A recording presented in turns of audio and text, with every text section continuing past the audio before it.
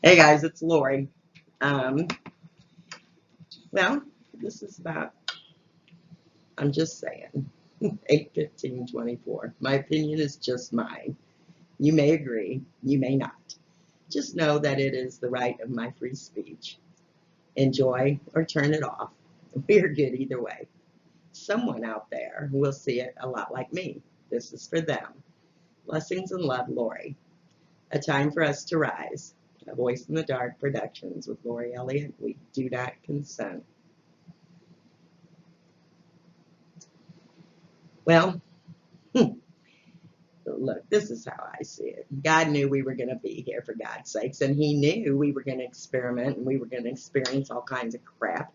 And some we were going to like and some we weren't. And we're going to be crybabies when we don't. But let me tell you something. The quicker you heal, and I can help if you like, but the quicker you heal, the quicker you get back into the game. Because that's what it's like. It's like a game.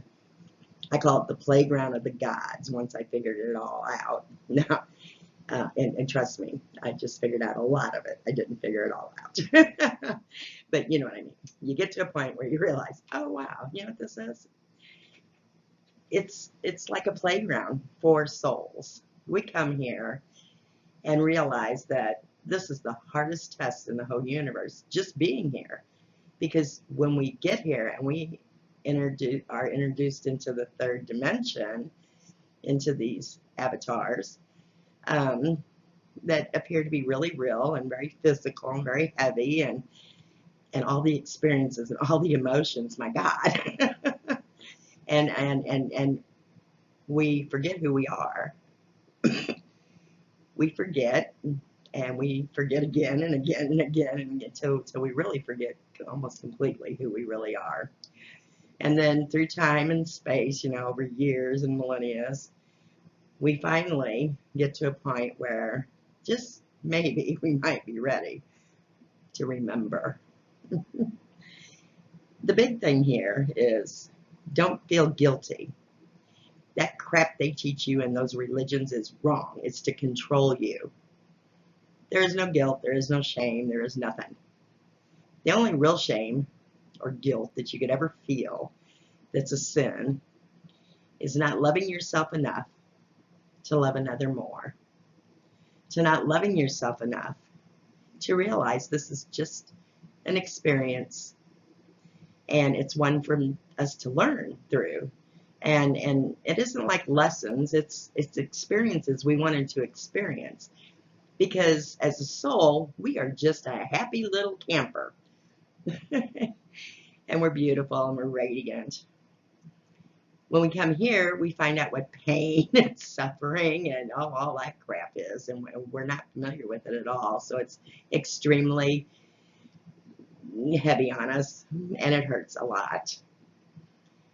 But the hurt is temporary. The hurt and the pain is not really real because it doesn't affect your soul, or at least don't let it. And don't sit in it too long. It's okay to sit in it for a little bit, but you got to sit in it in real time. And what I'm saying is real emotions. You got to feel them. That's where we make our biggest mistake at healing. We don't sit in the real emotion and allow it to flood us and accept it for what it is and then release it. We try to bury it. I know I did. I spent 60 years burying crap, and I'm still having a hard time feeling everything, but I'm getting better every day. And so don't wait as long as I did. I was one of those that, I refused to let anyone ever know that they hurt me. So the thing is that once you sit in that pain and accept it, you have healed a part of your inner child. And if you do a visualization with your inner child, with that pain, and let them know that, well, you know what? You did really good because we got here. And I'm sorry I didn't honor your pain. I didn't respect it. I didn't acknowledge it. I buried it, and I apologize for that. And you did wonderful anyway. And this is what we've done. And I'll sit in it with you for a while. And then we're going to let it go. And you do that with every bad emotion that comes up in you. And you keep doing it. It's an ongoing process. You'll get better. You'll get good enough to move on. And then try not to do it anymore. When somebody hurts you, you let them know. Now, they might not like it, but you got to let them know. It hurt my feelings. And you have to apologize when you hurt somebody else's. Because we never mean to hurt each other. It's just we're all feeling something different at the time. We're all uniquely different. So, you know, who knows what mood another person's in. And being a mom, I make the biggest mistakes because, you know, I'm wanting to help fix things or, you know, this or that or give my knowledge. And, you know, they don't really want that, especially after they're all grown up and doing their own damn thing. So I'm learning my lessons hard, especially with children when they get older. Now I know what my mom and dad went through. So anyway, and you got to be honest with your feelings because people can't read your mind either, no more than you can read someone else's. There are some people on the planet that can read minds, but they're usually fallen angels or angels. Now, that's another story. We'll go into that some other time. But how I see it is that we need to get out there and live our most unique selves. We are unique for a reason, and there's something driving us inside that says, I want to do this, I want to be this. Follow it. It doesn't matter if you fall down and skid your knees and boy, you got to live with a half a dozen people so you can afford to pay the bills for a while. It's okay. It's okay because your dreams are your dreams. That's your soul's experience. That's what they want to experience. They know that you had to hit it hard and, you know, and all that, and you had all this other crap you got into, but what your soul's saying is, okay, we've done all that. Can we do this now? That's why you're feeling this little drive inside of you that you can't explain. So we tend to sit in our pain too long. When we do acknowledge it, it becomes our story. On and off. That was my story when I was really depressed. And the worst of it was I was only depressed when I was out of money. And that was another issue that I didn't realize had to be addressed. Was where is my limited money thing coming from? And I'm a divine being, and I know damn well that I'm limitless. I'm one of the wealthiest women in the universe. My God, we all are. We're as wealthy as we want to be. And I do see wealth as other things as well as money. But I value the heart and fulfillment more than I do money and things. That has caused other strife in my life, but that's another story too. But you know how it is. Some of us walk a different path. And sometimes it doesn't make sense to others that love us, but it is a path that God has designed with my soul. So I follow it. And I just want you to know that we aren't meant to be in boxes at all. And maybe it would be good if we were just all free range for a while. It might be a little crazy and it might be scary. But maybe that's what we need. I don't know. I don't know what it is that we need to come together and be, we don't have to be best friends. We don't have to be comrades. We have to be kind and generous with each other. Not all the time. I mean, but when somebody's in need, you get together. I mean, I do it with my neighbors.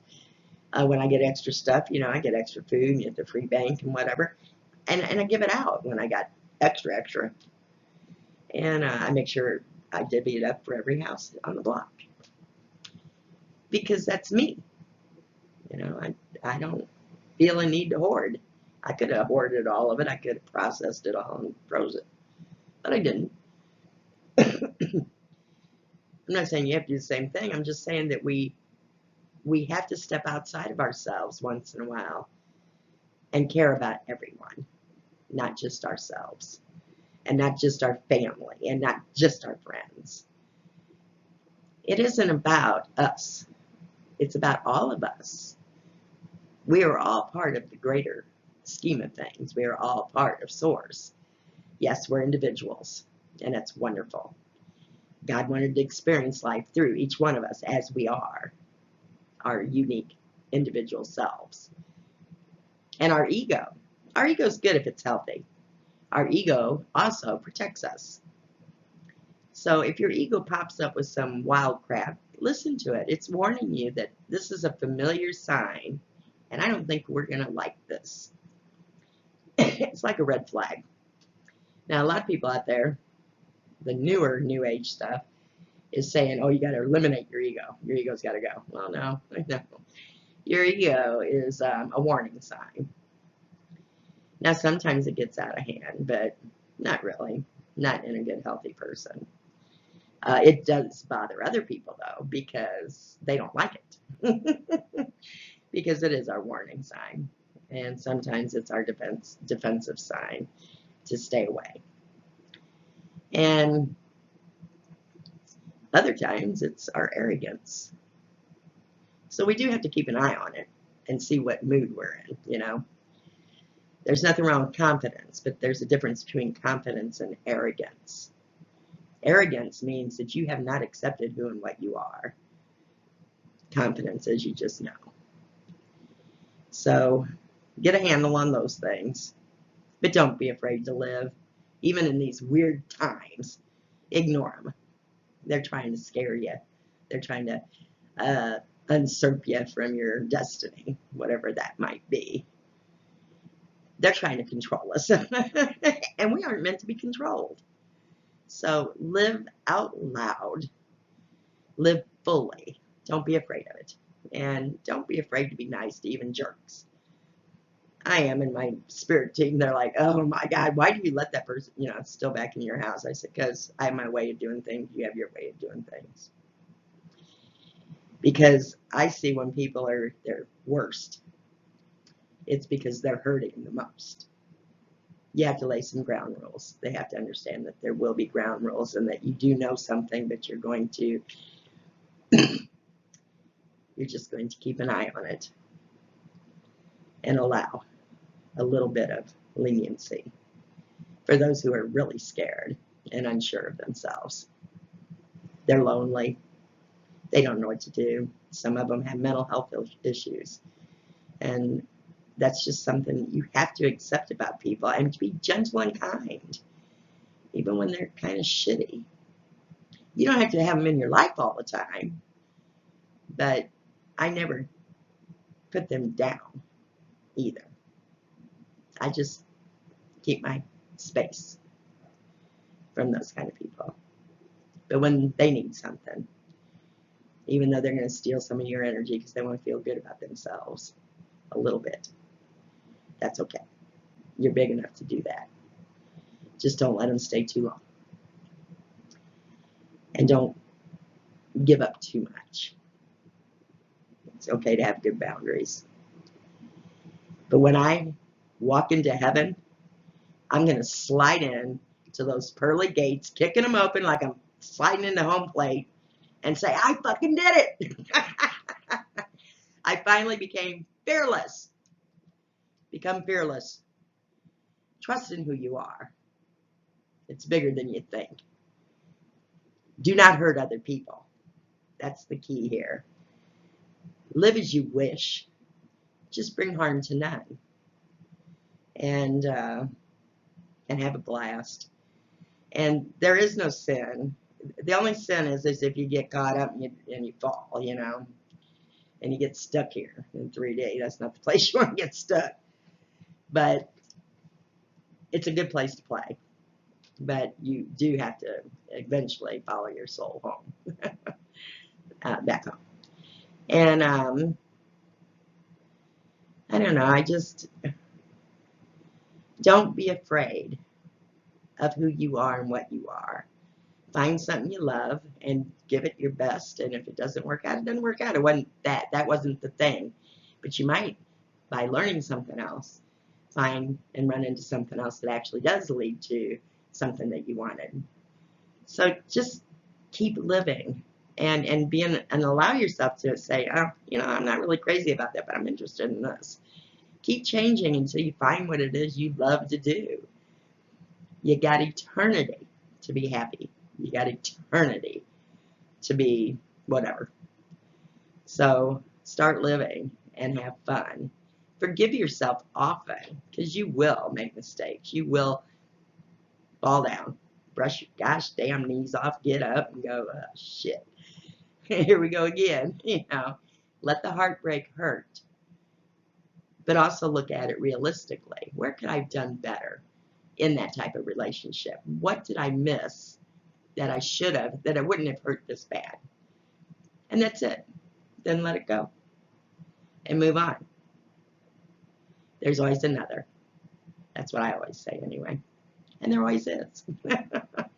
So once you build boundaries and once you build some a value in yourself and self-respect and good values and worthiness, and you start holding to those, it's okay. Drop them. As soon as they show the first sign, drop them. Because they don't change until years later. Leave them be. They aren't going to be for you. Because you're worth waiting for the right one. There will be another one and another one and another one. It's okay. And until you find that right one. Love seems to be the biggest thing we're always looking for, but we're looking in all the wrong ways. First, we have to love ourselves. And I mean love ourselves fiercely. With all our flaws and all our wonderfulness. And you are wonderful. We are light. We are beautiful. And, well, we're everything. We're bad. We're snotty. We get emotional. We lash out. And we say we're sorry sometimes. Sometimes we don't.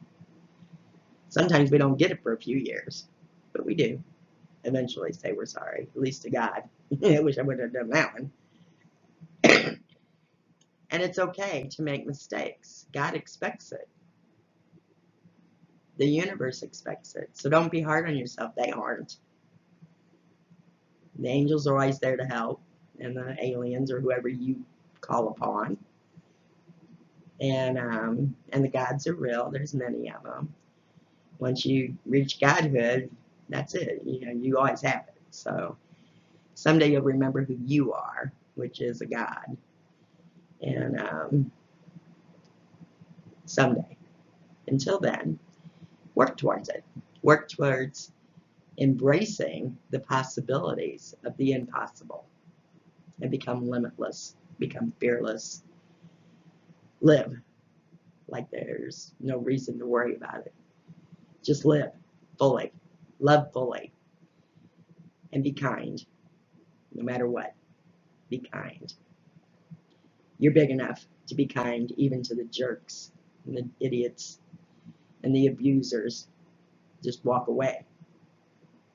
And let them know I can walk away. It's my right. If they get too ignorant with you. You'll know. You'll build your strengths in many ways. In some ways you might not. And that's okay too. Because there's always someone around the corner that'll help you. You just have to ask the universe to send someone to help you understand this, or help you get through it, or help you break free. I love you. Have a good one. This is Lori, and that's all I got tonight. I'll talk to you later. Bye.